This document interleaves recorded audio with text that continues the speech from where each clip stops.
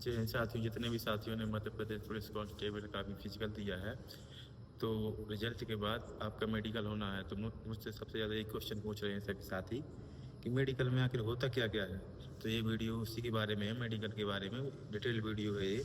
तो मेडिकल में सबसे पहले आपकी हाइट का मेजरमेंट होगा, जिसमें मेल की हाइट 168 सेंटीमीटर होनी चाहिए और फीमेल की हाइट 155 सेंटीमीटर होनी चाहिए। यदि एक आध मतलब थोड़ा पॉइंटों में आपकी हाइट कम है तो हो सकता है चल जाए, ये तो वहाँ की जो आपका मेडिकल बोर्ड है उसके ऊपर है। बाकी यदि 1 इंच या 1.5 इंच कम है तो ये हाइट नहीं चलेगी आपकी। इसके बाद चेस्ट का मेजरमेंट होता है। चेस्ट में आपका जो डीएफ के लिए होना चाहिए 81 से 86, मतलब 81 मिनिमम होना चाहिए और 5 सेंटीमीटर आपका चेस्ट फूलना चाहिए।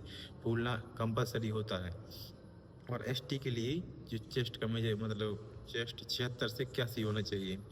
और इसके बाद वेट आता है। वेट में मिनिमम जो 40 किलोग्राम महिलाओं के लिए होना चाहिए और जो मेल्स होते हैं उनके लिए 50 केजी होना चाहिए। ये तो अमूमन हो जाता है, इसमें कोई इतना ध्यान नहीं देता है।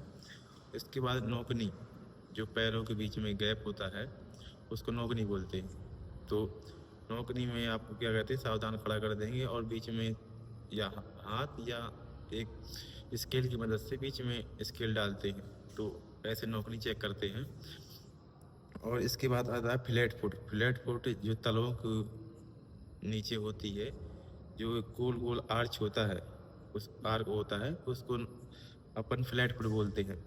तो हमारे समय में कई जगह सबसे ज़्यादा बच्चे फ्लैट फुट में बाहर हुए थे। तो आप अपना फ्लैट फुट चेक कर सकते हैं घर ही बैठे। आप पैरों को थोड़ा गीला कर लीजिए और फर्श पर चलें तो आपको पता चल जाएगा फ्लैट फुट है कि नहीं है। इसके बाद कोहनी। कोहनी दोनों हाथ देखते हैं, दोनों हाथ में थोड़ा गैप होना चाहिए। जब अपन दोनों हाथ सीधा करो तो थोड़ा गैप होना चाहिए। और टैटू, सबसे ज़्यादा क्वेश्चन टैटू से बनते हैं कि टैटू सर है मेरे, इतना टैटू है तो बाहर हो जाऊंगा क्या। तो यदि आपका थोड़ा मोड़ा टैटू है तो आपका चल जाएगा। यदि आपने कोई ज़्यादा गुदा लिया है, पूरे हाथ में है, तो ये टैटू बिल्कुल भी नहीं चलेगा, आपका टीम बाहर कर देगी आपको।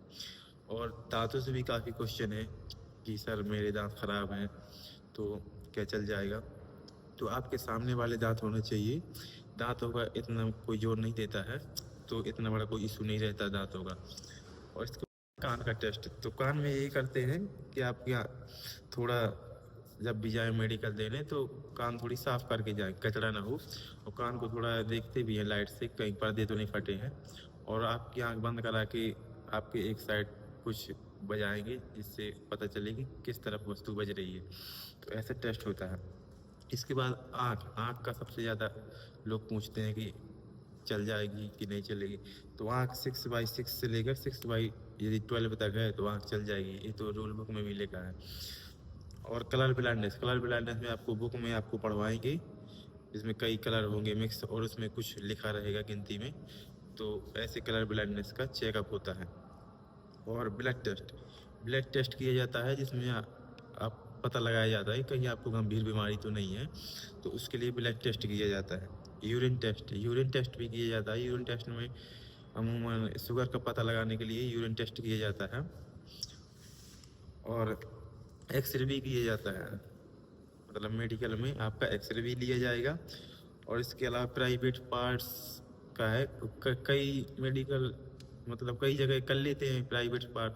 हमारे तो हुए थे मेडिकल में, जो प्राइवेट पार्ट्स हैं वो चेक हुए थे। बाकी कई जगह इतना ध्यान नहीं देते हैं प्राइवेट पार्ट्स पर, तो इसका इतना बड़ा इशू नहीं है। और पाइल्स वगैरह, इसका इसका भी यही है कि मतलब प्राइवेट पार्ट जहाँ चेक होंगे तो पाइल्स वगैरह आपकी चेक कर लेंगे। तो कहीं कहीं चेक कर लेते हैं, कहीं कहीं चेक नहीं करते हैं, तो आप बिल्कुल तैयार होकर जाएं।